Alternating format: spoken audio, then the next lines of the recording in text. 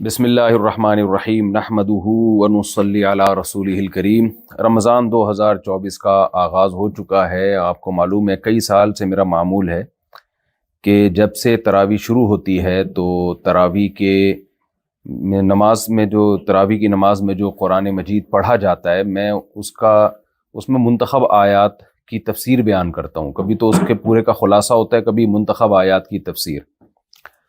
تو میری مسجد سے یہ تفسیر کے لیکچر چلتے ہیں۔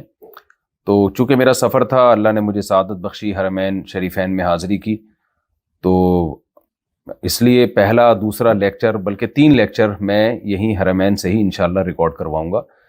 اس کے بعد میری واپسی ہے کراچی کی، اور کراچی واپسی پر پھر کنٹینیو جس طرح سے ممبر پہ میرے درس ہوا کرتے تھے تراویح کے بعد رمضان میں، وہ کنٹینیو ہو جائیں گے۔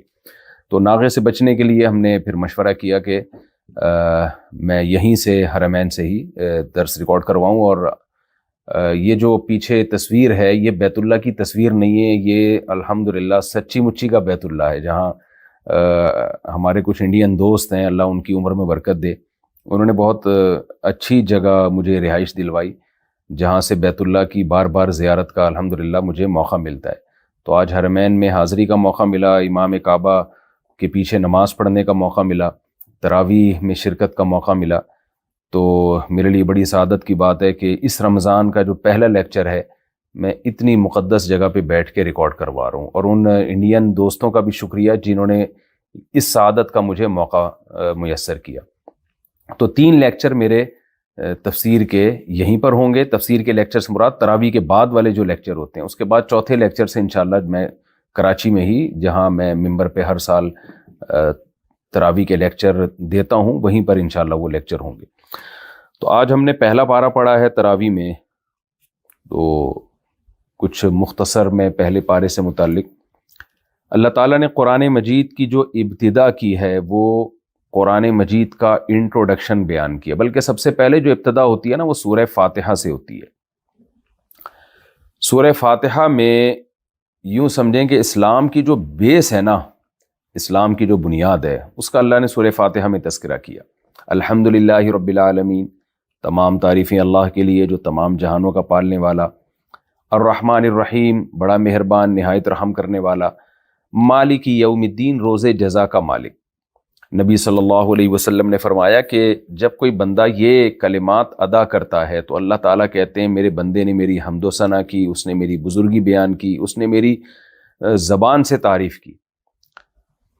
اور پھر جب وہ کہتا ہے ایاک نعبد و ایاک نستعین، اے اللہ ہم تیری ہی عبادت کرتے ہیں اور تجھ ہی سے مدد طلب کرتے ہیں، تو اللہ کہتے ہیں ھذا بینی و بین عبدی، صحیح بخاری کی حدیث ہے۔ نبی نے فرمایا کہ اللہ تعالیٰ کہتے ہیں کہ میرے اور میرے بندے کے درمیان یہ ایگریمنٹ ہو گیا ہے، وَلِعَبْدِي مَا سَأَلَ، اب وہ اس قابل ہے کہ مجھ سے کچھ مانگے گا تو میں اس کو دوں گا۔ تو اس سے ہمیں پتہ چلتا ہے کہ سورہ فاتحہ میں جو سب سے اہم ترین آیت ہے، اور اس کو سورہ فاتحہ کو قرآن کے بالکل شروع میں رکھا گیا، اسی وجہ سے اس کا نام فاتحہ دیا گیا ہے۔ فاتحہ یعنی کھولنے والی، مفتاح عربی میں چابی کو بھی کہتے ہیں۔ تو اس میں جو سب سے اہم ترین جملہ ہے نا، جو اسلام کا گویا خلاصہ ہے، خوب اس کو اچھی طرح سے سمجھ لیں، وہ ہے ایاک نعبد، اے اللہ ہم تیری ہی عبادت کرتے ہیں، وَإِيَّاكَ نَسْتَعِينُ، اور تجھ ہی سے مدد طلب کرتے ہیں۔ یہ بہت اہم آیت ہے، اللہ کرے یہی سمجھ میں آ جائے نا تو بات بن جائے گی انشاءاللہ۔ دیکھیں، اسلام دیگر تمام مذاہب سے ایک الگ حیثیت رکھتا ہے، اور اسلام کا دعویٰ یہ ہے کہ اسلام کے علاوہ دنیا میں کوئی مذہب برحق نہیں ہے۔ اللہ کا جو منتخب کردہ سلیکٹڈ دین ہے وہ صرف اسلام ہے، اور اس کی بنیاد یہاں سے شروع ہوتی ہے کہ اپنے آپ کو اللہ کے حوالے کر دو۔ آج سیکولر لبرل قوتیں ہمیں حکومتوں کا غلام تو بنا دیتی ہیں، ہمیں کلچر کا غلام بنا دیتی ہیں، ہمیں مختلف اداروں کا غلام بنا دیتی ہیں۔ اسلام کی بیس یہاں سے شروع ہوتی ہے کہ جس نے پیدا کیا ہے نا، خالق، آپ اپنے آپ کو اس کے حوالے کر دیں۔ تو نعبدو کا یہ مطلب ہے کہ ہم صرف غلامی صرف اللہ کی ہوگی۔ ہاں، اللہ نے ہمیں کسی کی اطاعت کا حکم دیا تو ہم اس کی اطاعت کریں گے، تو غلامی جو ہے نا وہ صرف اور صرف اور صرف اللہ کی ہوگی. تو یہاں عبادت کا لفظ آیا ہے تو عبادت کا مفہوم سمجھیے. دیکھیں عبادت کے جو لفظی، کیونکہ عبادت جو ہے نا اسلام کیا کہتا ہے کہ عبادت صرف اللہ کی ہوگی، تو آپ کو پتا ہونا چاہیے عبادت کہتے کس کو ہیں. وجہ اس کی ہے کہ نبی صلی اللہ علیہ وسلم نے فرمایا قرب قیامت میں لوگ شراب کا نام تبدیل کر کے اس کو حلال کر لیں گے، استعمال کرنا شروع کر دیں گے. تو اس سے پتہ چلتا ہے کہ ہمیں لیبل پہ نہیں جانا چاہیے. بعض دفعہ چیز کا لیبل جو ہے وہ چینج کر کے ہم اس پہ احکامات چینج کر دیتے ہیں. جیسے ہی عیسائیوں نے کیا، عیسائیوں نے کہا ہم تو ایک اللہ کی عبادت کرتے ہیں اور ہم توحید پرست ہیں، ہم تو مشرک نہیں ہیں، کیونکہ جگہ جگہ تورات انجیل میں شرک کی نفی ہے، توحید کا حکم ہے. تو انہوں نے توحید کا مفہوم ہی چینج کر لیا. انہوں نے عیسیٰ علیہ السلام کو اللہ کا بیٹا کہا اور کہا کہ ہم تو ایک خدا کے ماننے والے ہیں، عیسیٰ اللہ کے بیٹے ہیں، اللہ بھی ہیں، اللہ کے بیٹے بھی ہیں، اور وہی جو انہوں نے کیا ہے. تو بھائی آپ نے عبادت کا لفظ، عبادت اور توحید جو ہے تھی نا، توحید، اس کے لفظ کو تو آپ نے پکڑ کے رکھا لیکن اس کا مفہوم آپ نے چینج کر دیا. تو یہ خیانت ہوتی ہے. میں اکثر ایک چٹکلا سناتا رہتا ہوں نا، ایک آدمی نے چاول کے بوری پر جو ہے وہ چینی لکھ دیا، چینی کے بورے پر چاول لکھ دیا. لوگوں نے پوچھا کہ یہ کیوں لکھا ہے؟ وہ کہتا ہے بھائی مکھیوں کو دھوکہ دینے کے لیے، تاکہ مکھیاں جو ہے نا اس پہ نہ بیٹھیں. تو بھائی مکھیاں دھوکہ نہیں کھائیں گی تو وہ خوشبو سے پہچان جائیں گی. تو خوب سمجھ لیں اسلام کی بنیاد اس پر ہے کہ اللہ کے سوا کسی کی عبادت نہیں کرنی. اب ہوا یہ کہ جو مشرک لوگ ہیں انہوں نے عبادت کا مفہوم ہی چینج کر دیا اور انہوں نے کہا ہم عبادت کہاں کر رہے ہیں، ہم تو عبادت نہیں کرتے. تو اس لیے میں پہلے عبادت کا مفہوم آپ کو اچھی طرح سے سمجھانا چاہتا ہوں کہ اسلام جب یہ کہتا ہے کہ اللہ کے سوا کسی کی عبادت نہیں ہوگی تو اسلام کی نظر میں عبادت کا کانسیپٹ ہے کیا، تاکہ وہ کانسیپٹ کلیئر ہو. جیسے جب اسلام کہتا ہے شراب حرام ہے تو شراب کا کانسیپٹ کیا ہے؟ ہر لیکوڈ چیز کو تھوڑی شراب کہا جاتا ہے، یا ہر اس چیز کو تھوڑی شراب کہا جائے گا جس پہ شراب لکھا ہوا ہو. اگر آپ نے شراب کی بوتل میں شراب رکھی اور اس میں زمزم لکھ دیا تو وہ حلال تھوڑی ہو جائے گی. تو اس ایک ڈیفینیشن ہوتی ہے نا شراب کی، وہ انگلش میں بھی ہوگی، اردو میں بھی ہوگی، ہندی میں بھی ہوگی، ہر زبان میں وہ چیز جہاں پائی جائے گی اس کو شراب کہیں گے، چاہے نام کچھ بھی ہو. ایک اور مثال سے میں بات سمجھاتا ہوں. قرآن مجید کہتا ہے وَلَا تَقُل لَهُمَا اُفٍّ، ماں باپ کو اف مت کرو. کیا مطلب تکلیف نہ دو؟ فقہائے کرام نے لکھا ہے کہ بھئی اگر کسی قوم میں اف کا لفظ محبت کے لیے استعمال ہوتا ہے تو یہ اف کہنا ماں باپ کو پھر ثواب بن جائے گا. اب کوئی یہ کہ قرآن تو کہہ رہا ہے اف نہ کہو. بھئی قرآن اف کرنے سے منع کر رہا ہے کیونکہ اف کا لفظ عربی میں تکلیف کے لیے استعمال ہوتا ہے. تو اگر کسی زبان میں محبت کے لیے استعمال ہو رہا ہے تو پھر وہ اف ہے ہی نہیں. تو اس لیے آج بھی جب دین میں تحریف ہوتی ہے نا تو لوگ دھوکہ دیتے ہیں. تو چونکہ ہمارا تراویح کا یہ پہلا لیکچر ہے، اس میں عبادت کے مفہوم کو سمجھنا ضروری ہے تاکہ ہم توحید پرست تو بنیں، کیونکہ توحید کے بعد تو سارے اسلام کے احکام شروع ہوتے ہیں. اگر آپ کی توحید ہی ٹھیک نہیں ہے تو آپ کی کوئی عبادت مقبول نہیں ہے، اور قرآن تو توحید سے بھرا ہوا ہے. تو عبادت کا مفہوم سمجھیے. دیکھیں عبادت کے ایک اصطلاحی معنی ہے اور ایک لغوی معنی ہے. لغوی اور اصطلاحی کسے کہتے ہیں؟ دیکھیں ہم کسی بھی لفظ کو نا ایک ٹرم ہوتی ہے، اس میں جب یوز کرتے ہیں تو اس کا مطلب کچھ اور ہوتا ہے، اور عام معنی میں جب یوز کر رہے ہوتے ہیں تو اس کا مفہوم کچھ اور بن جاتا ہے. تو عبادت کا جو عام مفہوم ہے وہ تو غلامی کو کہتے ہیں، غلامی. تو ہم جب کہتے ہیں کہ بھائی فلاں جو ہے وہ عبد ہے، عبد، تو اس کا مطلب وہ غلام ہے. تو یہ لغوی مفہوم میں تو کوئی بھی کسی کی غلامی اختیار کرے گا اس کو یہ کہا جائے گا گویا کہ یہ عابد ہے، یعنی عبادت کر رہا ہے، لیکن اس سے وہ مشرک نہیں بنتا. اگر یہ شرک ہوتا نا تو غلاموں کا تو بڑا ایک نظام رہا ہے. پہلے زمانے میں لوگ غلام بنایا کرتے تھے اور کہتے تھے یہ میرا عبد ہے، یعنی میرا غلام ہے. تو کیا مطلب یہ کہنے سے وہ مشرک بن گیا کیا؟ نہ. وجہ اس کی ہے کہ جو بھی غلامی کسی کی بھی کرے گا نا تو اس کو بھی عربی میں عبد ہی کہا جاتا ہے. عبادت کا لغوی معنی اس میں داخل ہے. لیکن جب شریعت کہتی ہے کہ اللہ کے سوا کسی کی عبادت جائز نہیں ہے تو عبادت کا معنی صرف غلامی نہیں ہوتا، وہاں عبادت کا ایک خاص مفہوم ہے. شریعت کا ایک ٹرم ایجاد کی ہے اسلام نے کہ جو ہے نا وہ ٹرم آپ کو ذہن میں ملحوظ رکھنی پڑے گی. اس سینس میں اگر کسی کی آپ غلامی اختیار کریں گے تو وہ والی غلامی اسلام میں شرک کہلائے گی. آج کل کے بہت سارے لبرل سیکولر قسم کے اسکالر جو آ رہے ہیں یا ان پڑھ قسم کے اسکالر جو آ رہے ہیں لیکن مذہبی اسکالر بنے ہوئے ہیں، انہوں نے ہر چیز کو شرک کہنا شروع کر دیا کہ بھئی ہم کسی کی بھی غلامی اختیار کریں گے تو مشرک بن جائیں گے. تو یہ بھی غلط ہے. تو عبادت کا وہ مفہوم جو اسلام کہتا ہے، مثال کے طور پر صلاۃ کا لفظ عربی میں دعا کے معنی میں بھی استعمال ہوا ہے. تبھی تو آتا ہے نا قرآن میں ان اللہ وملائکتہ یصلون علی النبی، اللہ اور اس کے فرشتے نبی پر صلاۃ پڑھتے ہیں. کیا مطلب؟ درود بھیجتے ہیں، دعا مانگتے ہیں. اللہ تو دعا نہیں مانگتا، اللہ رحمت بھیجتا ہے، اور نبی اور جو فرشتے جو ہے وہ رحمت کی دعا کرتے ہیں. تو دعا کے معنی میں استعمال ہو رہا ہے. لیکن یہی صلاۃ ایک خاص عبادت کے معنی میں بھی استعمال ہوتا ہے جس کو نماز کہا جاتا ہے. تو صلاۃ کا لفظ ایک جگہ کس سینس میں استعمال ہو رہا ہے، ایک جگہ کس سینس میں استعمال ہو رہا ہے. تو استعمال سے فرق پڑتا ہے. تو خوب سمجھ لیں، جب قرآن یہ کہتا ہے کہ اللہ کے سوا کسی کی عبادت مت کرو، تو وہاں عبادت کا مطلب صرف غلامی نہیں ہے. غلام تو ہم کسی کے بھی ہو سکتے ہیں. پہلے زمانے میں لوگ اپنے آقا کے غلام ہوتے تھے. ہم اپنے آپ کو نبی صلی اللہ علیہ وسلم کا غلام کہتے ہیں اور اس میں فخر محسوس کرتے ہیں. تو یہ ٹھیک ہے، یہ تو بہت شریعت میں مطلوب ہے. آپ اپنی ماں کے غلام بن جاؤ، آپ اپنے باپ کے غلام بن کے رہو، بہت اچھی بات ہے. لیکن عبادت کا جو مفہوم شریعت نے بتایا ہے وہ مفہوم یہ ہے، یعنی اس مفہوم میں جو عبادت شرک ہے وہ یہ ہے کہ آپ کسی کی تعظیم کریں اور اس درجے کی تعظیم ہو کہ آپ کا یہ نظریہ ہو کہ میں جس کو رسپیکٹ دے رہا ہوں نا وہ میرے نفع اور نقصان کا مالک ہے اور مجھے نفع پہنچانے میں اور نقصان پہنچانے میں کسی سبب کا، کسی لاجک کا محتاج نہیں ہے. تو اس جذبے کے ساتھ جب آپ کسی کو رسپیکٹ دیتے ہیں، تعظیم کرتے ہیں، تو یہ تعظیم اسلام میں عبادت کہلاتی ہے. میں مثال سے بات سمجھاتا ہوں. دیکھیں، ہم نماز میں اتحیات میں اللہ کے سامنے بیٹھتے ہیں، یہ ہمارا بیٹھنا عبادت ہے.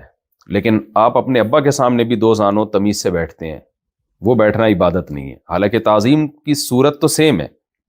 آپ بیٹھے ہوئے ہیں اپنے والد کے سامنے بھی اسی اسٹائل میں دو زانوں اور ایسے ہاتھ رکھے، اور اتحیات میں اللہ کے سامنے بھی ایسے ہی بیٹھے ہیں. لیکن دونوں میں زمین آسمان کا فرق ہے. ایک عبادت ہے، ایک عبادت نہیں ہے. وجہ کیا ہے؟ جب آپ اللہ کے سامنے اس طرح سے بیٹھتے ہیں تو آپ یہ نظریہ رکھ کے بیٹھتے ہیں کہ میں اللہ کی تعظیم کر رہا ہوں، یہ نظریہ رکھ کر کہ وہ اس لائق ہے کہ اس کی یہ تعظیم کی جائے کیونکہ وہ میرے نفع اور نقصان کا مالک ہے، اور نفع اور نقصان پہنچانے میں وہ کسی سبب کا محتاج نہیں ہے. وہ یعنی حالات ناکامی کے ہونا تو اس میں مجھے وہ کامیاب کر سکتا ہے، اور کامیابی کے حالات میں وہ ناکام کر سکتا ہے. وہ کچھ کرنے کے لیے کچھ کرنے کا محتاج نہیں ہے. وہ بغیر باپ کے اولاد دے سکتا ہے، آگ میں ابراہیم علیہ السلام کو بچا سکتا ہے. تو اس جذبے کے ساتھ جو تعظیم ہوتی ہے نا، وہ انتہائی درجے کی تعظیم ہوتی ہے. ایسی تعظیم کو عبادت کہا جائے گا. یہی وجہ ہے کہ علماء نے بیان کیا ہے کہ سجدے کی دو قسمیں ہوتی ہیں. ایک سجدہ تعظیم کا ہوتا ہے، ایک عبادت کا ہوتا ہے. اگر ہر سجدہ عبادت کا سجدہ ہوتا تو پھر فرشتوں کو حکم نہ ہوتا کہ آدم کو سجدہ کرو. اس لیے کہ اللہ تو کہتے ہیں کہ اللہ کے سوا کسی کی عبادت جائز نہیں ہے. حالانکہ اللہ نے تو خود فرشتوں کو حکم دیا کہ آدم علیہ السلام کو سجدہ کرو. تو اگر جائز نہ ہوتی تو اللہ کیوں حکم دیتا کہ بھئی آدم کو سجدہ کرو؟ تو اسی وجہ سے اللہ نے حکم دیا کہ وہ سجدہ عبادت والا نہیں تھا، وہ صرف آدم علیہ السلام کو ایک رسپیکٹ دینا تھا. اس میں یہ کانسیپٹ نہیں تھا کہ ہم آدم کے سامنے سر جھکائیں گے تو آدم ہماری بگڑی بنائیں گے اور آدم ہمیں نفع اور نقصان پہنچائیں گے. نہ بھائی، یہ تو مٹی کے بنے، ہمارے سامنے بنے، یہ بھی اپنے نفع اور نقصان کے مالک نہیں ہے اور ہم بھی اپنے نفع اور نقصان کے مالک نہیں ہیں. یہ ہمارے نفع نقصان کے مالک نہیں، ہم ان کے نفع نقصان کے مالک نہیں. تو صرف سر کو زمین پہ رکھا گیا ہے. تو یہ والا سجدہ تعظیم کا سجدہ تھا، یہ شرک والا سجدہ نہیں تھا. کیونکہ شرک والا سجدہ ہوتا، عبادت والا سجدہ ہوتا تو اللہ پابندی لگاتا، کیونکہ اللہ نے اپنی عبادت کے علاوہ ہر ایک کی عبادت کو حرام قرار دیا ہے. یعقوب علیہ السلام کے بھائیوں نے سجدہ کیا یوسف علیہ السلام، یعقوب علیہ السلام کے بیٹوں نے سجدہ کیا یوسف علیہ السلام کے سامنے، وہ بھی تعظیم والا سجدہ تھا. تو پتہ یہ چلا کہ بھائی ایک تعظیم ہوتی ہے اور ایک ہوتا ہے اس کانسیپٹ کے ساتھ کسی کو کی تعظیم کرنا کہ یہ آپ کے نفع اور نقصان کا مالک ہے. جب اس کانسیپٹ کو سامنے رکھ کر آپ کسی کو رسپیکٹ دیتے ہیں اور تعظیم والا عمل کرتے ہیں تو یہ عمل عبادت کہلائے گا، اور یہ اللہ کے سوا کسی کے لیے حلال نہیں ہے، خوب سمجھ لیں۔ ہاں، اس امت میں تعظیم والے سجدے پر بھی اللہ نے پابندی لگا دی تاکہ شرک کا دروازہ ہی بند ہو جائے، خوب سمجھ لیں۔ ایک بات تو یہ ہو گئی۔ دوسری بات یہ کہ شریعت میں کچھ مواقع ایسے ہیں جہاں آپ کی نیت یہ نہ بھی ہو کہ سامنے والا نفع اور نقصان پہنچا سکتا ہے، اور آپ سامنے والے کو عزت دیں، تو شریعت نے بعض مواقع ایسے ہیں کہ ان میں اس تعظیم ہی کو شرک قرار دے دیا ہے۔ مثال کے طور پر آپ کسی پتھر کے بت کے سامنے جھکتے ہیں، جب آپ سے پوچھا جاتا ہے آپ اس کو عزت کیوں دے رہے ہیں، آپ یہ سمجھتے ہیں کہ میرے نفع اور نقصان کا مالک ہے، آپ کہتے ہیں نہیں نہیں نہیں، یہ میرے نفع نقصان کا مالک نہیں ہے، مجھے پتا ہے، میں ویسے رسپیکٹ دے رہا ہوں۔ تو یہ جو آپ کسی بت کے سامنے اگر جھکیں گے نا، تو شریعت نے آپ کے عمل کی جو آپ لاجک پیش کر رہے ہیں کہ میں ویسے ہی جھک رہا ہوں، شریعت اس لاجک کو نہیں مانتی۔ شریعت کہتی ہے آپ کافر ہو جاؤ گے، یعنی پتھر کے بنے ہوئے بت کے سامنے آپ کسی بھی نیت سے سجدہ کریں گے تو اسلام نے اس عمل کو کفر ہی قرار دیا ہے۔ اگر ویسے کسی شخص کے سامنے سجدہ کریں گے تو آپ سے آپ کی نیت پوچھی جائے گی، حرام تو ہے، گناہ تو ہے، ہر قیمت پہ سجدہ کرنا حرام ہے، لیکن نیت پوچھی جائے گی۔ اگر آپ کہتے ہو میری نیت یہ تھی، میرے ذہن میں یہ تھا کہ یہ مجھے نفع اور نقصان دے سکتا ہے، تو آپ کافر ہو جاؤ گے، اس لیے کہ آپ نے عبادت کر لی کسی اور کی۔ اور اگر آپ کہتے ہو میری نیت یہ نہیں تھی کہ مجھے نفع نقصان پہنچا سکتا ہے، میں ویسے ہی رسپیکٹ دینے کے لیے جھکا ہوں، تو گناہ گار ہوگے، کافر نہیں ہوگے۔ لیکن کسی پتھر کے بنے ہوئے بت کے سامنے اگر آپ جھک گئے تو پھر آپ 100 دفعہ کہتے رہو کہ میں نہیں مانتا کہ یہ مجھے نفع نقصان پہنچا سکتا ہے، لیکن شریعت آپ کی بات نہیں مانتی، اسلام آپ کو کافر ہی قرار دے گا۔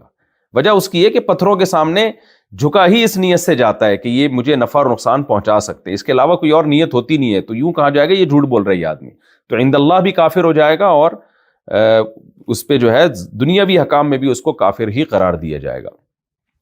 تو ایک تو عبادت کا یہ تصور۔ تو اسی طرح غیر اللہ کے نام پہ جانور ذبح کرنا، اس نیت کے ساتھ کہ ہم اللہ کے سوا کسی کو خوش کریں گے جانور ذبح کر کے، تو اس سے بھی آپ کافر ہو جاتے ہیں۔ کسی کے نام کا روزہ رکھنا، کسی بزرگ کے نام کا، کسی بت کے نام کا روزہ رکھنا کہ بھئی میں روزہ رکھ رہا ہوں اس کو خوش کرنے کے لیے، وہ مجھے نفع اور نقصان کا مالک ہے، وہ جب میں اس کے لیے روزہ رکھوں گا مجھے فائدہ پہنچائے گا، اس سے بھی آپ کافر ہو جائیں گے۔ تو یہ ہے عبادت کا مفہوم۔ دوسری چیز جو عبادت میں داخل ہے، خوب سمجھ لیں کہ میں نے ابھی آپ سے عرض کیا کہ جب آپ کسی کے سامنے جھکتے ہیں اس نیت سے کہ یہ مجھے نفع نقصان پہنچا سکتا ہے، تو اس جھکنے سے ہی کافر ہو جاؤ گے، آپ مشرک ہو جاؤ گے۔ تو خود سوچیں کہ اگر اس سے باقاعدہ مانگنا شروع کر دیں مرادیں، تو پھر تو 100% کافر ہو جائے گا انسان۔ یعنی کسی انسان کو یہ سمجھ کے مانگنا شروع کر دے انسان سے کہ یہ اسباب سے ہٹ کے بھی مجھے نفع اور نقصان یہ بندہ پہنچا سکتا ہے، تو یہ تو آپ نے اپنا کانسیپٹ پہ مہر لگا دی گویا کہ۔ اس لیے کسی سے دعا مانگنا، اس سے انسان پکا ڈھکا کافر ہو جاتا ہے۔ میں اس کو مثال سے سمجھاتا ہوں۔ دیکھیں، جب بھی ہم کسی سے مدد مانگتے ہیں نا، تو اس مدد کی دو صورتیں ہوتی ہیں۔ میں جیسے آپ سے مانگتا ہوں بھائی پانی لے آئیں، تو آپ اٹھیں گے، چل کے جائیں گے، کولر کو کھولیں گے، پانی نکالیں گے اور مجھے پلائیں گے۔ یہ سارے کام لاجک کے تحت ہو رہے ہیں۔ یہ وہ ہیلپ ہے جس سے انسان کافر نہیں ہوتا۔ یہ ہم پولیس سے بھی مدد مانگتے ہیں، گورنمنٹ سے بھی مدد مانگتے ہیں، لوگوں سے بھی مدد مانگتے ہیں، ڈاکٹروں سے بھی مدد مانگتے ہیں۔ یہ مدد صبح و شام لوگ ایک دوسرے سے مانگ رہے ہیں۔ یہ والی مدد نبی سے بھی نبی کے دور میں مانگی جاتی تھی۔ نبی کے پاس لوگ آتے تھے، آپ ہماری شفاعت کر دیں، یہ کام کر دیں، تو اسباب کے تحت آپ صلی اللہ علیہ وسلم ان کے کام کر دیا کرتے تھے۔ تو یہ مدد سب سے مانگی جا سکتی ہے۔ ہم ڈاکٹروں سے ہیلپ لے رہے ہوتے ہیں، پولیس سے ہیلپ لے رہے ہوتے ہیں۔ مدد ایک وہ ہوتی ہے کہ آپ کو پتا ہے کہ اسباب کی دنیا میں یہ کام ہونا ممکن ہی نہیں ہے، پھر آپ کہو کہ یار تم یہ کام کر دو۔ اس کا مطلب آپ سمجھتے ہو کہ اس کو کچھ ایسی طاقتیں ہیں کہ یہ کسی لاجک کے بغیر بھی کام کر دیتا ہے۔ اب جیسے حضرت مریم کو اللہ تعالیٰ نے شوہر کے بغیر اولاد دے دی، یہ کام کوئی ڈاکٹر نہیں کر سکتا، کوئی میڈیسن ایجاد ہوئی نہیں ہے کہ شوہر کے بغیر اولاد ہو جائے، باپ کے بغیر بچہ پیدا ہو جائے، کوئی ہے ہی نہیں، یعنی یہ سائنٹیفکلی ممکن ہی نہیں ہے۔ اسی طرح سائنٹیفکلی یہ ممکن ہی نہیں ہے کہ کوئی آگ میں جائے اور جلے نہیں، اور اس کے باڈی پہ کوئی کیمیکل بھی نہ لگا ہوا ہو۔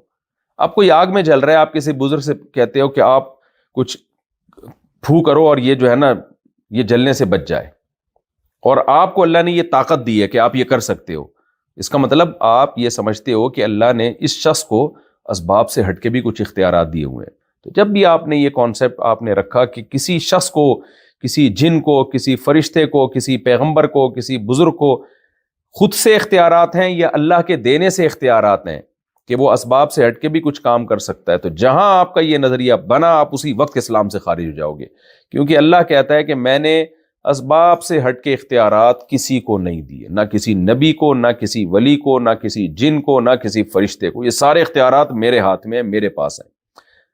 تو اسی وجہ سے ہمیں سورہ فاتحہ میں یہ جو کہا گیا نا ایاک نعبد، اے اللہ ہم تیری ہی عبادت کرتے ہیں، تو یہاں عبادت سے اصطلاحی معنی مراد ہے، لغوی معنی، ڈکشنری والا معنی مراد نہیں ہے، اصطلاح جو ٹرم ہے یہ مراد ہے۔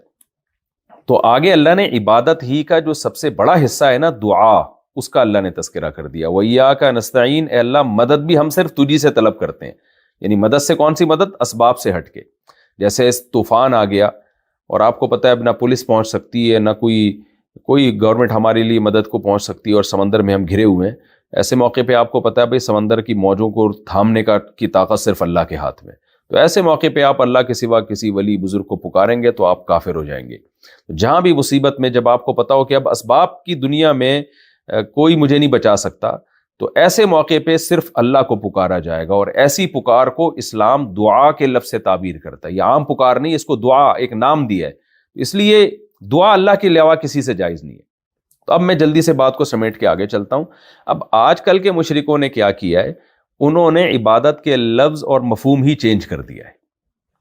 جب ان سے کہا جائے کہ تم تو نبی سے مدد مانگتے ہو، اور تم عیسیٰ ابن مریم سے مدد مانگتے ہو، تم محمد صلی اللہ علیہ وسلم سے مدد مانگتے ہو، تو یہ تو شرک ہے۔ قرآن کہہ رہا ہے وَمَن يَدْعُ مَعَ اللَّهِ إِلَٰهًا آخر، جو اللہ کے سوا کسی کو بھی پکارے گا تو وہ جگہ جگہ اس کے لیے جہنم کی وعیدیں۔ تو وہ جواب میں کہتے ہیں بھائی ہم نبی کو خدا کے برابر تھوڑی سمجھتے ہیں، ہمارا تو یہ نظریہ ہے کہ اللہ نے اپنے حبیب صلی اللہ علیہ وسلم سے خوش ہو کر کچھ اختیارات اللہ نے ان کو بھی دے دی ہیں، تو ڈائریکٹ اللہ تک پہنچنے کے بجائے اب نبی سے مانگ لو، نبی ذریعہ بن جائیں گے۔ بھائی یہی تو وہ شرک تھا جو مشرکین مکہ کرتے تھے۔ مشرکین سے کہا جاتا تھا ان بتوں کو تم اپنے ہاتھ سے بناتے ہو، ان سے تم دعائیں کیوں مانگتے ہو؟ وہ کہتے تھے بھائی یہ اللہ کے نیک بندوں کی مورتیاں ہیں، ہم ان سے مانگیں گے، اللہ نے ان کو کچھ اختیارات دے دی ہیں، اولاد دینے کا اختیار فلاں بت کے پاس ہے، کاروبار میں برکت دینے کا اختیار فلاں بھگوان کے پاس ہے، اور مشکل سے نکالنے کا اختیار فلاں کے پاس ہے۔ میں جاپان گیا نا، تو وہاں جاپانیوں کا جو قدیم مذہب ہے جو اب تک چل رہا ہے، وہ مذہب یہ ہے کہ ہر کام کا ایک الگ خدا ہے۔ اصل تو ایک خدا ہے جو آسمانوں پہ ہے، لیکن اس نے اختیارات ڈیوائیڈ کیے ہوئے ہیں، یعنی اللہ نے اپنے بہت سارے وزیر خدا رکھے ہوئے ہیں، کروڑوں ہیں وہ، تو کام چونکہ کروڑوں ہیں، یعنی انہوں نے اللہ کو قیاس کر لیا دنیا کی حکومتوں پر۔ جیسے بادشاہ کو سینکڑوں وزیر رکھنے پڑتے ہیں، خوراک کا وزیر الگ، صحت کا وزیر الگ، ٹرینوں کا وزیر الگ، جہازوں کا وزیر الگ، یعنی ٹریولنگ کا الگ، اور جو ہے وہ جو ٹورسٹ آتے ہیں ان کی وزارت الگ ہے۔ تو بیسیوں، کیونکہ ایک اکیلا بادشاہ تو ساری دنیا کے سارے کام نہیں کر سکتا، تو کہتے تھے بھائی اللہ تعالیٰ نے نا ہر کام کے لیے بیسیوں قسم کے خدا رکھے ہوئے ہیں جن کو اللہ نے اختیارات دیے ہوئے ہیں، وہ والا کام یہ کرے گا، یہ والا کام۔ یعنی جاپان میں انہوں نے بتایا کہ ان کا بیت الخلاء کا بھی خدا ہوتا ہے، کہ اس کا کام ہے لوگوں کا، میرا خیال ہے یہی مطلب ہوگا کہ قبض وض لوگوں کا ٹھیک کرنا، یہی مطلب ہوگا اس کا۔ تو یہی کانسیپٹ جو ہے نا مسلمانوں میں بھی آ گیا۔ اب غیر مسلموں میں یہ تھا کہ بھگوان ہیں بہت سارے جن کو خدا نے اختیارات دیے ہوئے ہیں، مسلمانوں میں آ گیا کہ نبی کو اختیار دیے ہوئے، غوث اعظم کو اختیار دیا ہوا اللہ نے۔ بھائی اللہ کہتے ہیں میں نے کسی کو کچھ بھی اختیار نہیں دیا، یا ایھا الناس انتم الفقراء الی اللہ واللہ هو الغنی الحمید، اے لوگو تم سب کے سب اللہ کے فقیر ہو، محتاج ہو، اللہ ہے غنی اور حمید، وہ بے پرواہ ہے اور سب اس کے محتاج ہیں اور وہ قابل تعریف ہے۔ تو یہ خوب اچھی طرح سمجھ لیں کہ توحید جو ہے نا، عقیدہ توحید کے بغیر کوئی عبادت مقبول نہیں ہے۔ تو ایاک نعبد آگے، و ایاک نستعین، اے اللہ ہم مدد صرف تجھی سے طلب کرتے ہیں۔ تو مدد سے وہ مدد جو اسباب سے ہٹ کرو، وہ مدد کسی اور سے اگر آپ نے مانگی تو اسلام سے خارج ہو گئے، پھر ایڑیاں رگڑتے رہیں گے۔ اللہ کہتا ہے مشرک پر میں نے جنت کو حرام کر دیا ہے۔ اگر مشرک کی مغفرت کا کوئی چانس ہوتا تو صحیح ہے، مسلم کی حدیث ہے کہ حضرت عائشہ رضی اللہ تعالی عنہ فرماتی ہیں میں نے نبی صلی اللہ علیہ وسلم سے عرض کیا کہ یا رسول اللہ، ابو طالب جو تھے آپ کے چچا، انہوں نے کتنے غریبوں کو، مسکینوں کو کھانا کھلایا، اور کتنی آپ کی مدد کی. شعب ابی طالب میں جو گھاٹی میں جب مشرکین مکہ نے بائیکاٹ کیا نبی صلی اللہ علیہ وسلم کا، تو 3 سال تک کھانا پینا بند کیا اور تعلقات بند کیے. تو حضرت ابو طالب نے اس وقت بھی نبی کا ساتھ دیا، لیکن ایمان نہیں لے کر آئے. تو امی عائشہ نے پوچھا یا رسول اللہ، انہوں نے جو اسلام کی اتنی مدد کی اور آپ کی کفالت کی اور اتنا ہر موقع پہ آپ کا ساتھ دیا اور غریبوں کی مدد کرتے تھے، کیا یہ نیکیاں قیامت کے دن ان کے کام آئیں گی؟ تو آپ صلی اللہ علیہ وسلم نے فرمایا کہ وہ جہنم کے نچلے طبقے میں ہوں گے، اللہ اوپر کے طبقے میں لے آئے گا ان کو، لیکن جہنم سے نکالے گا نہیں. تو شرک کی مغفرت نہیں ہے مشرک کی. تو آج یہ شرک ہماری سوسائٹی میں بہت تیزی سے پھیل رہا ہے. جلدی سے میں بات کو، اب چونکہ پہلا لیکچر ہے میرا تو یہ توحید کا مسئلہ اچھی طرح سمجھ میں آ جائے، اس میں 2 چیزوں کو ایڈ اور کر لیں. ایک یہ کہ جب ہم یہ کہتے ہیں نا کہ سب اختیارات اللہ کے پاس ہیں، تو بعض مشرک قسم کے لوگ کہتے ہیں کہ پھر فرشتوں کو بھی تو اللہ تعالیٰ نے کام لیتا ہے نا، بارش برسانے کا کام فرشتوں کو دے دیا، اور جبریل علیہ السلام کے ذریعے اللہ نے مریم کے پیٹ میں پھونک ماری، یعنی حضرت جبریل نے پھونک ماری اور بچہ پیدا ہو گیا. تو جب جبریل اور فرشتوں کے ذریعے اولادیں مل سکتی ہیں اور بارشیں فرشتوں کے ذریعے ہو سکتی ہیں، تو نبی کے ذریعے کیوں نہیں ہو سکتی؟ تو خوب سمجھ لیں، اللہ نے کسی فرشتے کو بارش برسانے کا اختیار نہیں دیا ہے. اللہ کام لے لیتا ہے بعض دفعہ. جیسے قلم ہمارے ہاتھ میں ہوتا ہے تو ہم قلم سے کام تو لیتے ہیں، لیکن قلم کو لکھنے کا اختیار نہیں دیتے.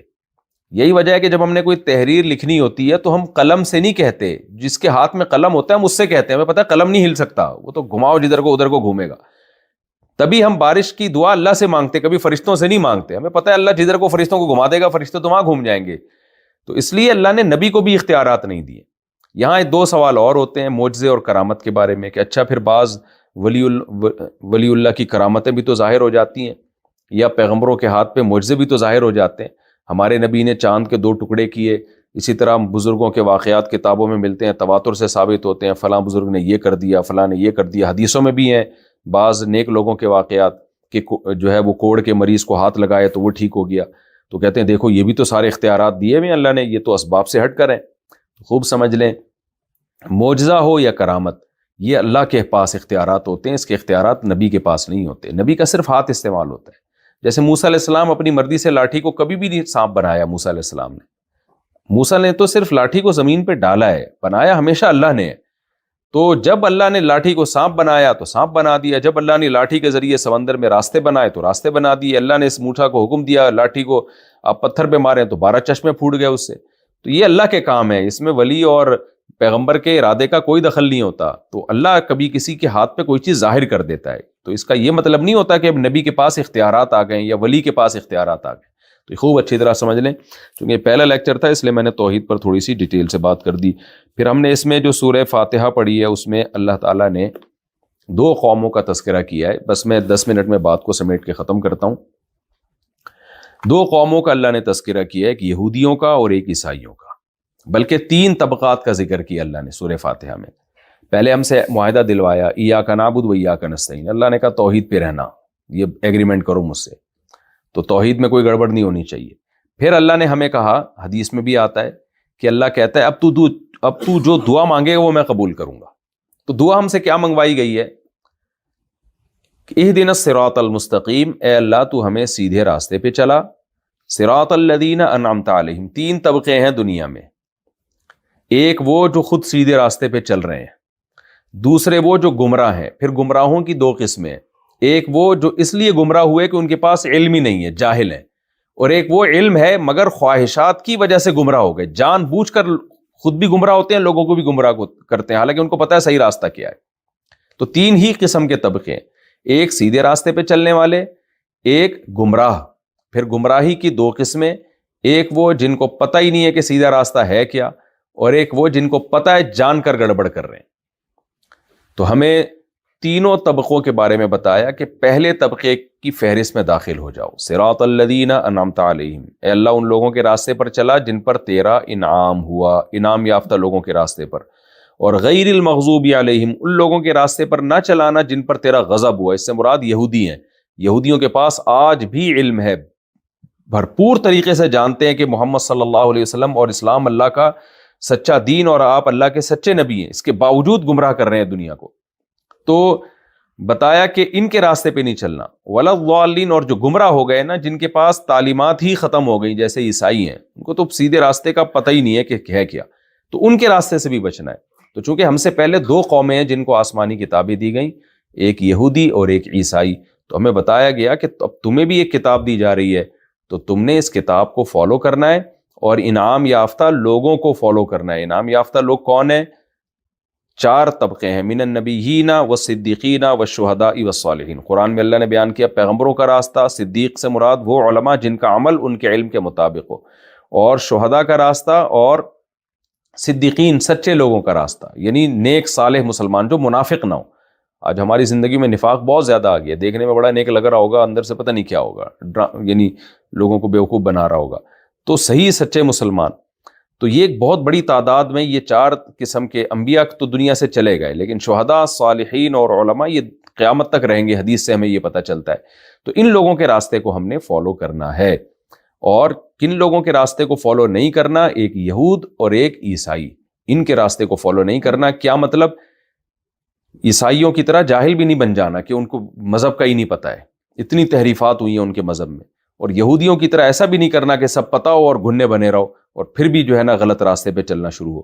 تو اللہ ہمیں ان دونوں طبقوں سے بچا کے صحیح سیدھے راستے پہ تو ہمیں چلا۔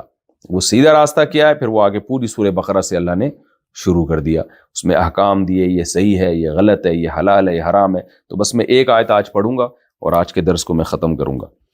تو سورہ یہ جو پہلے پارے میں جو آج اہم ترین آیت جب امام حرم نے تلاوت کی نا آج، تو اسی وقت مجھے خیال آیا کہ آج میں اس آیت کو انشاءاللہ لیکچر میں ہائی لائٹ کروں گا۔ اللہ تعالیٰ نے فرمایا کہ ہم نے بنی اسرائیل کو حکم دیا تھا، وَإِذْ أَخَذْنَا مِيثَاقَ بَنِي إِسْرَائِيلَ لَا تَعْبُدُونَ إِلَّا اللَّهَ وَبِالْوَالِدَيْنِ إِحْسَانًا وَبِذِي الْقُرْبَى وَالْيَتَامَى وَالْمَسَاكِينِ وَقُولُوا لِلنَّاسِ حُسْنًا وَأَقِيمُوا الصَّلَاةَ وَآتُوا الزَّكَاةَ۔ یہ گویا کہ پورا جو اسلام ہے نا، اس کی جزیات اللہ نے اس آیت میں ذکر کر دی ہیں۔ اللہ کہتے ہیں ہم نے بنی اسرائیل سے بھی ایک معاہدہ کیا تھا، لیکن ان میں اکثر لوگ اس معاہدے میں پورے نہیں اترے، اور سورہ فاتحہ میں اللہ نے کہہ دیا نا کہ تم نے یہود اور نصارہ کے راستے پہ نہیں چلنا۔ کیا مطلب؟ تم اس معاہدے میں پورے اترو۔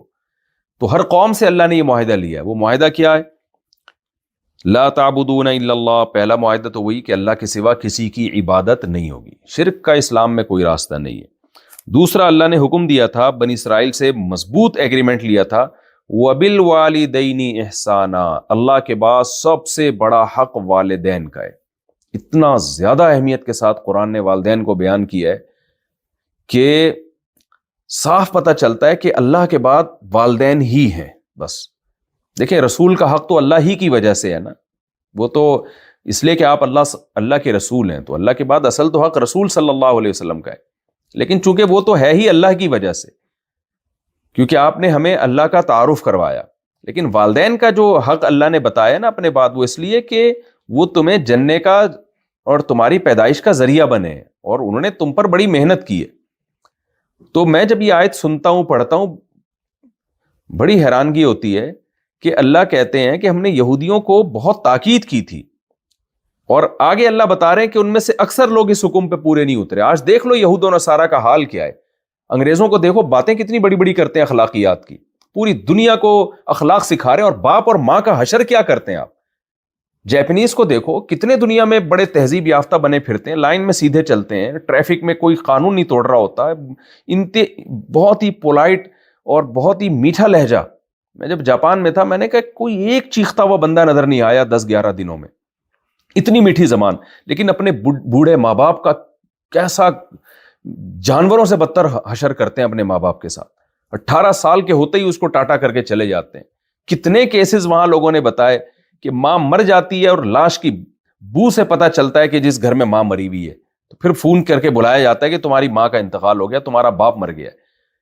تو یہ جو دنیا کے اخلاق ہے نا، یہ دھوکہ ہے نظر کا۔ اسلام ہے جو ہیومن رائٹس، جو اصل میں انسانیت کے حقوق آپ کو سکھاتا ہے۔ تو جو باپ اور جو ماں سب سے بڑے تھے، جس قوم نے ان کو نظر انداز کر دیا، تو وہ کہاں کے، تو اللہ نہیں چھوڑے گا۔ تو اللہ کہتے ہیں یہود نے بھی یہی کیا اپنے باپ اور ماں کے ساتھ۔ آج دیکھ لو نا یہودیوں کی حالت، اور آج عیسائیوں کی حالت دیکھ لو جا کے، کیا سلوک کرنے اپنے والدین کے ساتھ وہ۔ تو اس لیے خوب سمجھ لیں، آپ کی زندگی میں آپ کے لیے سب سے امپورٹنٹ آپ کے والدین ہیں۔ تو اللہ نہیں چھوڑے گا اگر آپ نے اپنے ماں باپ کی بڑھاپے میں خدمت نہیں کی. اور قرآن بڑھاپے ہی میں ماں باپ کے زیادہ حقوق بیان کر رہا ہے، کیونکہ آپ نے جوانی میں تو نچوڑ لیا ان کو جتنا نچوڑنا تھا. تو اصل تو ان کا حق بڑھاپے میں شروع ہوتا ہے کہ جب وہ آپ کے کام کے نہیں ہیں، اب وہ آپ کی خدمت کے محتاج ہیں، آپ ان کو ٹائم نہیں دے رہے، آپ ان کی کڑوی کسیلی برداشت نہیں کر رہے، آپ ان کو محبت نہیں دے رہے. تو اس لیے اللہ کہتے ہیں ہم نے ان سے یہ ایگریمنٹ کیا تھا. تو دنیا نہیں پوچھتی، دنیا کے اصولوں اور ضابطوں میں ماں باپ کی کوئی جگہ ہی نہیں ہے، لیکن اللہ کے ہاں جو ہے، اللہ کے بعد سب سے بڑا حق جو ہے وہ والدین کا ہے. تو اس رمضان میں ابھی سے نیت کر لیں کہ عقیدہ توحید پر ہم نے مضبوطی سے قائم رہنا ہے، اور اپنے والدین کے ساتھ احسان کا مطلب ایکسیلنسی پیدا کرنی ہے، ان کے ساتھ اچھے سلوک میں. احسان کہتے ہیں یعنی اعلیٰ درجے تک کسی چیز کو پہنچانا. اور دوسرا اللہ نے حکم دیا وذی القربا، والدین کے بعد سب سے بڑا حق ہے قرابت داروں کا، رشتہ داروں کا. قربا کہتے ہیں جو جتنا خونی رشتے میں قریب ہے. یہ چیز بھی یہودیوں سے اور عیسائیوں سے بھی نکل گئی. دوست کی گرل فرینڈ کی ویلیو ہے، سگے بھائی بہنوں کی کوئی پوچھتا ہی نہیں، اس سے ہے ہی نہیں بھائی بہن، سارا خاندانی نظام ہی تباہ و برباد ہو گیا ان کا. جاپانیوں کا بھی یہی حال ہے، تھائی لینڈ میں بھی یہی حال ہے، جن ملکوں میں گیا ہوں نا، غیر مسلم ملکوں میں. اب انڈیا کا بھی یہی حال ہو رہا ہے. وہاں بھی گرل فرینڈ بوائے فرینڈ اور گدے گھوڑوں والی زندگی، بھائی بہن چچا ماموں خالہ پھپھی تایا، سارا نظام تباہ و برباد ہو گیا. تو اسلام سب سے پہلے جس چیز کو ہائی لائٹ کرتا ہے وہ آپ کا اللہ سے رشتہ، اس کے بعد آپ کا والدین سے رشتہ، اس کے بعد آپ کا رشتہ داروں سے رشتہ. تو رشتہ دار ہوں گے تو رشتہ بنے گا نا، اور رشتے بنتے ہیں نکاح سے. تبھی میں بار بار جلدی شادی اور نکاح کی کثرت کو میں جو ہے وہ بیان کرتا ہوں، کیونکہ اسلام کی نظر میں اس کی کم ویلیو نہیں ہے. اسلام اس کو بہت زیادہ ویلیو دیتا ہے رشتہ داری کو. تو گوروں کی نظر میں تو اس کی کوئی ویلیو ہو تو صرف چاند پر پہنچنا اور ناسا اور ترقی کی باتیں کر رہے ہوتے ہیں. مادہ یعنی مادہ پرستی میں الجھ کے رہ گئے ہیں وہ. تو انسانیت صرف نام کی رہ گئی ہے ان کے ہاں، جو انسانیت اصل ہونی چاہیے وہ نہیں ہے ان کے ہاں. تبھی خودکشیاں کر کے ڈپریشن میں جا کے تنہائیوں میں جا کے، جو تنہائی کی وجہ سے جو ان کے حالات ہو رہے ہیں، محبتیں ختم ہو رہی ہیں. میں ابھی واقعات سنانا شروع کروں تو آپ حیران ہو جاؤ گے، جو میں نے اپنی آنکھوں سے واقعات دیکھے وہاں جا کے. تو وبالوالدین احسانا، اللہ فرماتے ہیں کہ وذی القربا، قرابت داروں کا خیال کرو. تو والدین کے بعد سب سے بڑا حق ہے آپ کے رشتہ داروں کا. جو رشتہ دار میں جو سب سے قریبی بھائی بہن سب سے قریبی ہوتے ہیں، چچا ماموں، یہ سارے آپ کے قریبی رشتہ دار ہیں. تو نبی صلی اللہ علیہ وسلم نے فرمایا رشتہ داری توڑنے والا جنت میں داخل نہیں ہوگا. آگے اللہ نے فرمایا والیتاما، اور اس کے بعد سب سے بڑا حق ہے یتیموں کا. یتیم کا مطلب جس کا باپ بچپن میں فوت ہو جائے. اسلام میں باپ کی بہت بڑی ویلیو ہے، ماں کا بہت بڑا حق ہے، لیکن اسلام باپ کے مرنے کو زیادہ نقصان قرار دیتا ہے. کسی بچے کی بچپن میں ماں مر جائے یہ بھی نقصان ہے، لیکن اسلام اس کو زیادہ بڑا نقصان نہیں مانتا.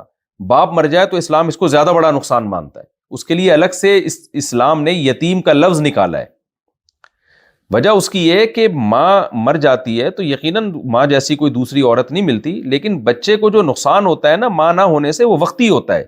باپ نہ ہونے سے جو نقصان ہوتا ہے وہ بہت لمبا چلتا ہے وہ نقصان، کیونکہ ماں محبت تو بہت کرتی ہے لیکن وہ باپ کے بغیر بچے کو پال نہیں سکتی اس طریقے سے، اس کو شیلٹر نہیں دے سکتی. تو شیلٹر، ماں بھی جو بچے کو عزت کے ساتھ پالتی ہے نا تو اس کے پیچھے باپ کا شیلٹر ہوتا ہے، باپ کا سایہ ہوتا ہے، تبھی وہ عزت کے ساتھ پال رہی ہوتی ہے اس کو.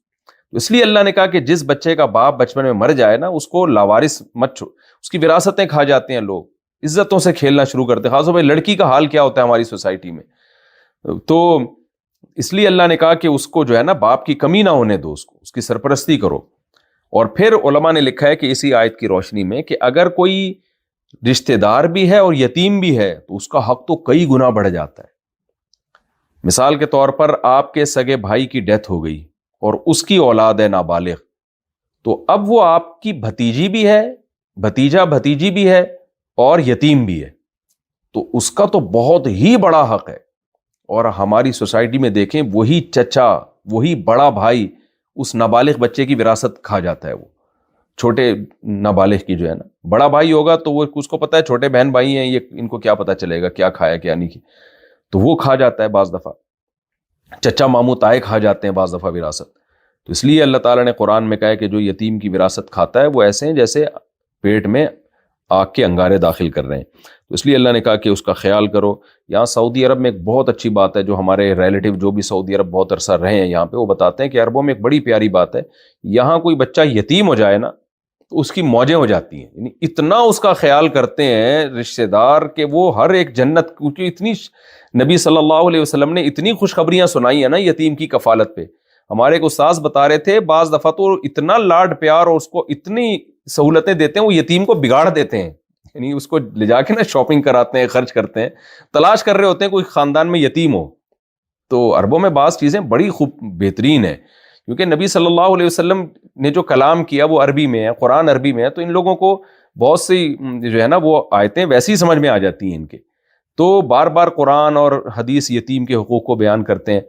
تو ہم نے دیکھا ہے کہ جو ہے نا جس طرح ہماری سوسائٹی میں یتیم کو جو پروٹوکول ملنا چاہیے وہ ہماری سوسائٹی میں ملتا نہیں ہے. وقتی طور پر تو لوگ رو رہے ہوتے ہیں، باپ مر جائے تو ہائے یتیم بچے، 2-4 دفعہ کچھ چندہ وندہ بھی دے دیں گے، اس کے بعد ان بچوں کو کوئی پوچھنے والا نہیں ہوتا، تربیت بھی نہیں ہوتی، اور جو حال ہوتا ہے وہ سب کو پتہ ہے. تو اس لیے اللہ تعالیٰ نے قرابت داروں کے بعد یتیم کا حق بیان کیا، والمساکین، پھر اس کے بعد عام غریبوں کا، مسکینوں کا، عام مسکینوں کا اللہ نے حق بیان کیا ہے کہ جو بھی کمزور ہے اس کو لاوارث مت چھوڑو.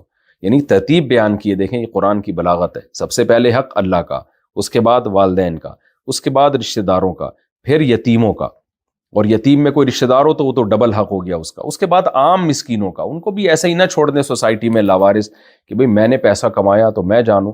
نہ ضرورت مند محتاج لوگ ہیں، آپ کے ذمے ہیں ان کی مدد کرنا. اب دیکھیں یہاں پر ہماری سوسائٹی میں ایسا ہوتا ہے، ایک بھائی کروڑوں روپے کما رہا ہوتا ہے، دوسرا بے روزگار ہے، اس کے پاس کھانے کو روٹی نہیں ہے، تو بڑا اس کو پوچھ نہیں رہا ہوتا، یا ایک بھائی دوسرے بھائی کو پوچھ نہیں رہا ہوتا. بھائی اس کے مانگنے سے پہلے آپ اس کا خیال کرو. آپ کی کوئی بہن بیوہ ہے، یتیم ہے وہ، تو آپ اس کے پوچھنے سے پہلے اس کا خیال کریں. تو اللہ نے کہا کہ جو بھی کمزور ہیں ان کا خیال کرو. وَقُولُوا لِلنَّاسِ حُسْنًا، اور لوگوں سے جب بات کرو اچھی بات کرو، انداز بھی اچھا ہونا چاہیے، بات بھی اچھی ہونی چاہیے. حضرت قتادہ بڑے مشہور تابعی ہیں، بہت بڑے مفسر ہیں، ان سے کسی نے پوچھا کہ کیا ہم غیر مسلم سے بھی اچھے انداز سے بات کریں؟ تو انہوں نے قرآن کی یہی آیت پڑھی کہ قولوا للناس حسنا. اللہ کہتے ہیں لوگوں سے اچھے انداز سے بات کیا کرو. اللہ نے یہ نہیں کہا مسلمانوں سے.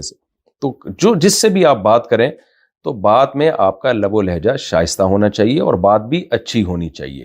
نبی صلی اللہ علیہ وسلم نے فرمایا کہ مسکرا کے بات کرنا بھی صدقہ ہے. اور آخری آیت، یہ تو اللہ نے حقوق اللہ کے یعنی مخلوق کے حقوق بیان کیے. وَأَقِيمُوا الصَّلَاةَ وَآتُوا الزَّكَاةَ، اللہ نے فرمایا اور اسلام میں جو چیز تمہیں دوسروں سے ممتاز کرے گی وہ ایک الگ سے چیز ہے. وہ کیا ہے؟ کہ نماز پابندی سے قائم کرو اور زکوٰۃ ادا کرو. تو نماز کے بغیر تو اللہ چھوڑتا ہی نہیں ہے کسی قیمت پہ، یہ ہو ہی نہیں سکتا کہ مسلمان نماز نہ پڑھے. تو یہ احکام جب ہم اپنی زندگیوں میں لائیں گے تو پھر ہم اپنے آپ کو مسلم کہلانے کے مستحق ہوں گے. تو اللہ کہتے ہیں ہم نے یہودیوں سے یہ ایگریمنٹ کیا تھا، مگر یہودی اس ایگریمنٹ میں پورے نہیں اترے. تھوڑے لوگ اترے، زیادہ تر انہوں نے اللہ کے حکم کی نافرمانی کی، اور وہی کیا جو آج بہت سارے مسلمانوں میں بھی گمراہ قسم کے اسکالر کر رہے ہیں. وہ دین اور مذہب کو دنیا کا ایک دھندا بنایا وہ یہودیوں نے. آج بہت سارے بدعتی لوگ یہی کر رہے ہیں. دین اور مذہب ایک دھندا بن چکا ہے، رش لگانے کا ذریعہ اور نعرے بازی کا ذریعہ. جو اسلام کے جو حقیقی تعلیمات ہیں ان کو فالو نہیں کیا جا رہا، جو اللہ نے ان آیات میں بیان کی. تو اللہ کہہ رہا ہے یہودیوں کو ہم نے یہ حکام دیے تھے، یہ کیے نہیں، انہوں نے کچھ اور شروع کر دیا. تو مسلمان بھی یہی کر رہا ہے، جو کرنے کے کام ہیں یہ ہیں جو اللہ نے بیان کیے، ہم وہ نہیں کر رہے، باقی سب کچھ کر رہے ہیں. تو میں انہی الفاظ پہ اپنی اس درس کو ختم کرتا ہوں. 2 دن مزید اسی طرح درس ہوگا، اور میں نے بتایا چوتھا درس انشاءاللہ پھر میں اپنی کراچی پہنچ چکا ہوں گا، سفر میرا کمپلیٹ ہو جائے گا. تو اللہ تعالیٰ سے دعا ہے اللہ تعالیٰ جو کچھ ہم نے سنا ہم سب کو اس پر عمل کی توفیق عطا فرمائے. وما علینا الا البلاغ.